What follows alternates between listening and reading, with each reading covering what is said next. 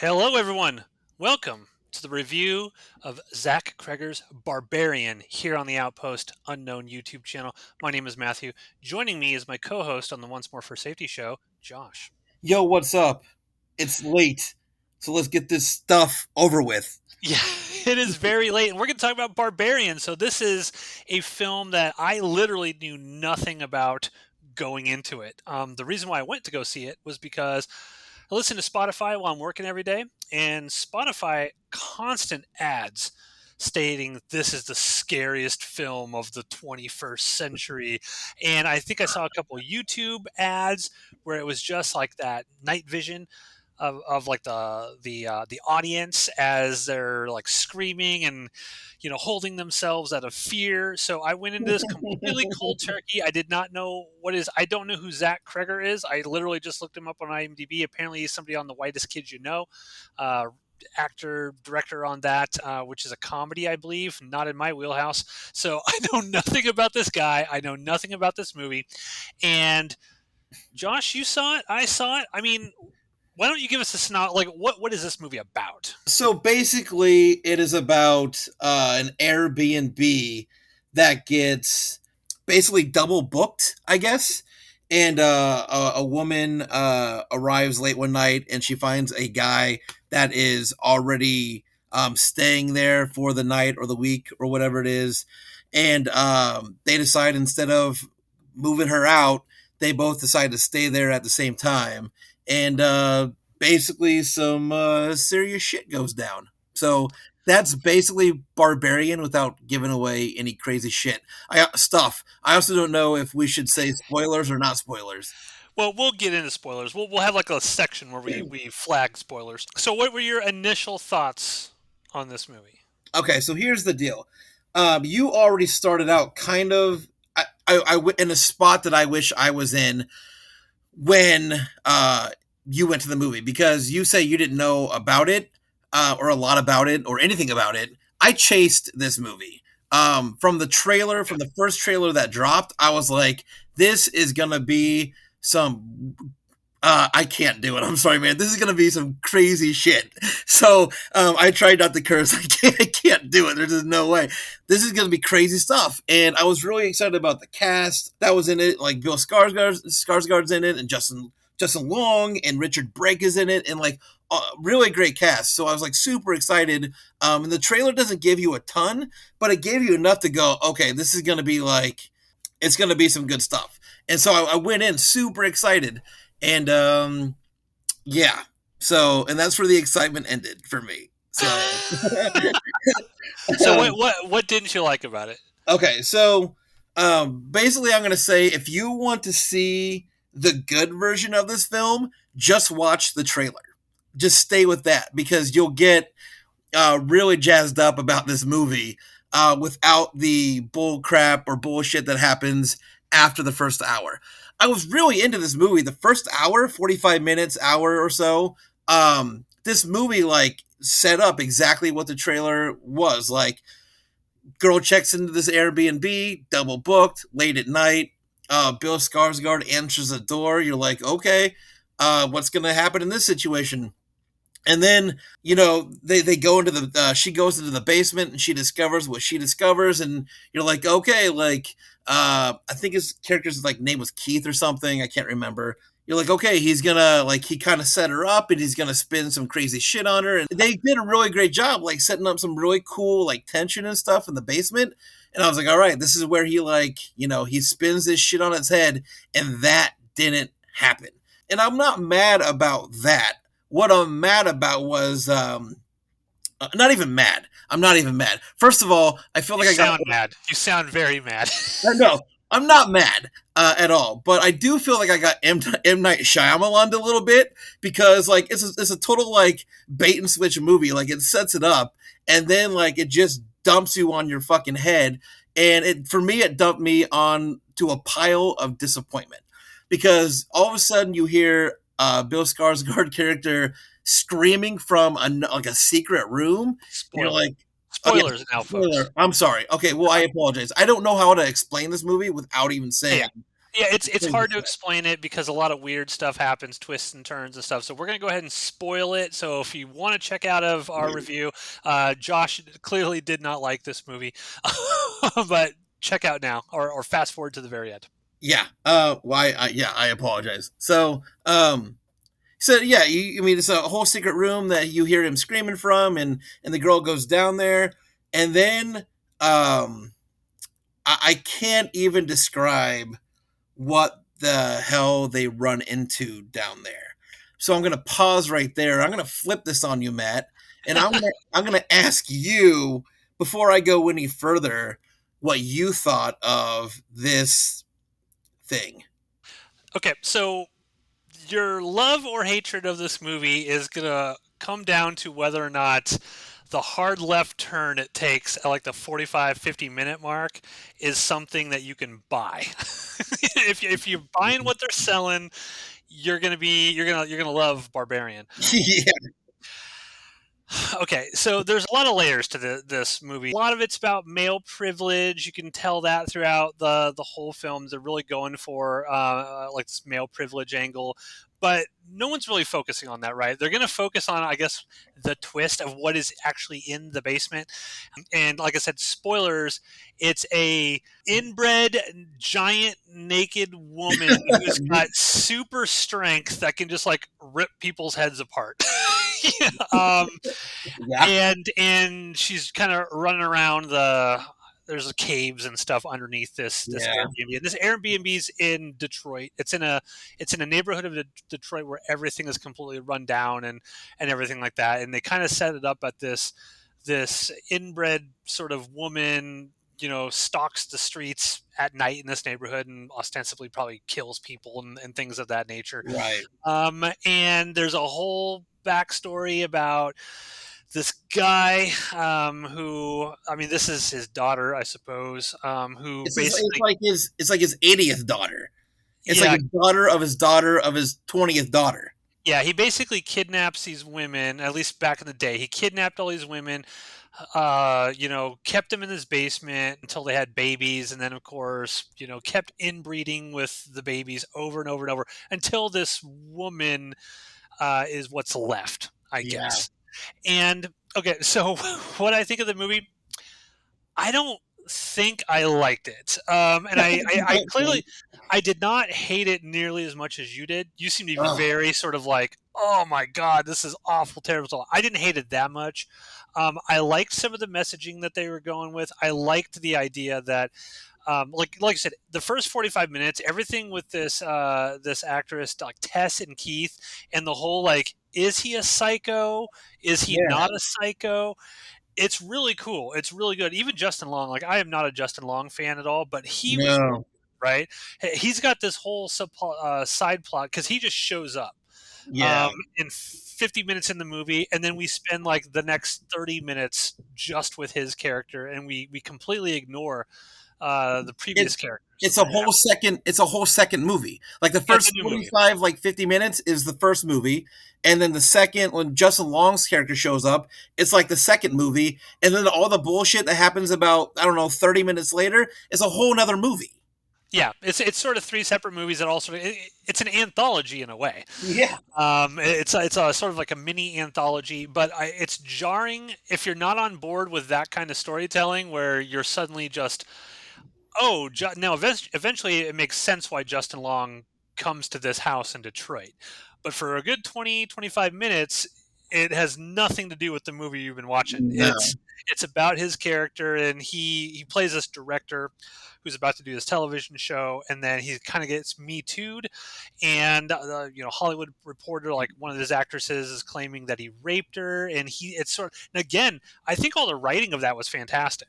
How they set up this character was fantastic Oh yeah. because Justin Long, he's like a nice guy, right? When people think Justin Long, they don't think he's some sort of like horrible douchebag, sort of rapey sort of character. So you're sort of on board with when he's like, what are you you think as an audience like, oh, this actress is making up these charges, and as it goes on, you're like, wait a minute, he's actually a terrible human being. Right, He's a right, bad person. He's using this sort of male privilege to sort of negotiate his way through and blame women and things of that nature. So right, all of that stuff is good, but I don't think it was packaged in a way that made me get on board with the greater story of the movie. It's almost like there's too many disparate stories going on in this movie.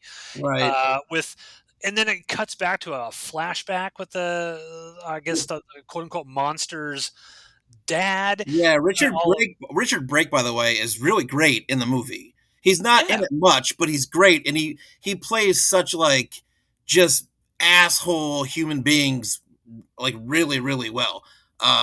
And he's no slacker in this one either. He's a just terrible human being in this movie. yeah, and he's good. Like everybody's good in this movie. There, I don't have a complaint with any of the acting or the way the film, the cinematicness of it. It all looks good.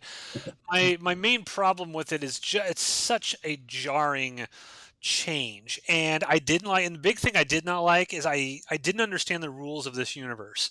Like I get that this guy was just inbreeding with his daughters over and over and over again. Right, I did not understand why she was like 7 feet tall and can literally rip a skull in half with her bare hands. right, I'm yeah, like, is she supernatural? Like, what are we doing here? Like, I didn't right, understand what was going on. And there was times in this movie when I was not supposed to laugh that I actually laughed. I'm like, this is goofy. right. This is pretty goofy. And on that level, it did not work as a scary film for me at all. It, All this stuff I went into, like, oh, this is the scariest movie of the 20th. yep. I was laughing as I was watching this. I, I had somebody tell me, dude, I heard this movie was fucking terrifying. I heard this was just super scary, and I was like, this is gonna be awesome. I can't wait. And then I think that's like a major problem that I had with this also was I was really set up. I was really told like, and I bought this shit. I paid a lot of money to believe that this shit was gonna be scary, and I kept waiting for that moment to happen, and it never did. So uh, I just this whole selling it like I get the marketing and everything like scary movie, scary movie, scary movie, but that's like my big issue is like non horror fans, by the way, will love this movie. If you're a true like horror fan, I might irritate some people, but if you're a true horror fan, there's no fucking way on a million on any planet that you would like this movie. There's just no way. Non-horror fans, I bet, would love this movie because like it's fun and like they might get a little scare out of it, but like it wasn't for me. It was not. It was just god awful and not fun and not scary. And Yeah, I'm not as hard on it as you are. Like I said, I when I was thinking about this review that we were going to do tonight, I'm like, what am I going to say about this movie? I'm like, I'm more on the side of like, I don't think I liked it, but I didn't hate it. It wasn't like I didn't come out of the movie theater being sort of like your perspective, which was just, I want to kill myself. You literally said that I want to kill myself. I, I'm nowhere near that level I've of I've never wished a movie theater had a balcony more than I did on that night because I would have thrown myself off of it. That's incredible. If it hadn't been such jarring like three sections, Act One, Act Two, Act Three, basically their Right. own separate movies, and I just didn't like the syntax of the film, I Yeah. suppose, or something. But again, I think the message in here is really good. Georgina Campbell was awesome and She's great. was Yeah. fantastic in Really this. great. Just like little subtle nuances of when she's like worried to go, stay with this guy with Pennywise when she first goes in. Right. And so you really felt like, okay, yeah, this would be a scary situation for a woman to be in. Right. Um, but there were also other points when I'm like, okay, they've established her as sort of like this very intelligent woman. She is clearly uncomfortable with going into this situation, but she does. But then when shit starts hitting the fan, and she doesn't just get in her fucking car and drive away. And then there's a Right. moment where she's like, we gotta go back, we gotta go help this person. I'm just like, no.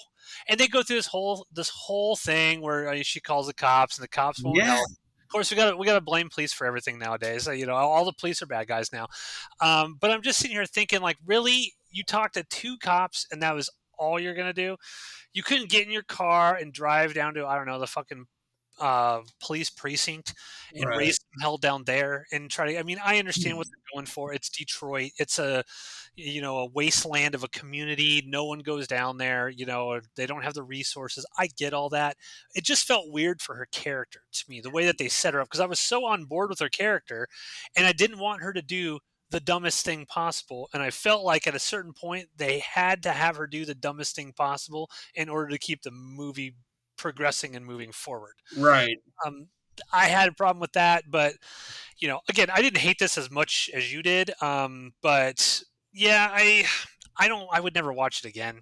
There's a point where she's at a meeting with a documentary filmmaker or whatever, Yes. and the meeting ends, and she's like, "I'm going to go back to this house on." I'm not even sure the movie's called Barbarian. I think it's called Barbarian or something, because that's the name of the street, as Yeah. Barbarian. Um, but and that lady's like, "Oh, you don't want to do that," and she's like, "No, it's fine." And she kept warning her. So clearly, that lady knew something that was fucked up about this house, but didn't tell her. And I was like, "You Whole area, right? Because I had that same exact thought. I'm like, this woman has such a concerned look on her face. Don't go back there. Don't go back there. And our lead actress never inquires why. Why, no, why shouldn't I go back there? It's just, and then the other woman never tells her why. Okay, well, right, stay safe. I'm right." just like, I'm sitting here like, what is going on? Like this, I like this character. I don't feel like the way you've set up this strong female lead. I don't think she would make these decisions in this Right. way. Justin Long showed up, and this is after they've already revealed the shitty monster in the basement. And he goes to that house, and I never prayed to God harder that he would just get sewn into a walrus costume, so I would be fucking entertained. I was like, please let him be turned into a walrus. I'm begging you. And it never happened, so that also irritated me. I don't know. I feel like the people who are just praising this are a little off base. A little To bit. be fair, I think the people who are like kind of on your line, are like, it's so bad, it's terrible, I want to kill myself. I think that's off base too. I would say, like, if I'm going to give this one, Barbarian, a letter grade, I'd probably give it just a C. I think it's Yeah. an average horror movie. It's filmed really well. It's got some great performances in it, but I don't think it all comes together in the way that that it could have. I think all the elements were here to make a really awesome horror movie, like a Yeah. really awesome horror movie. I don't think it was quite executed as well as it could have been, and I'm just kind of like, I don't think it's scary.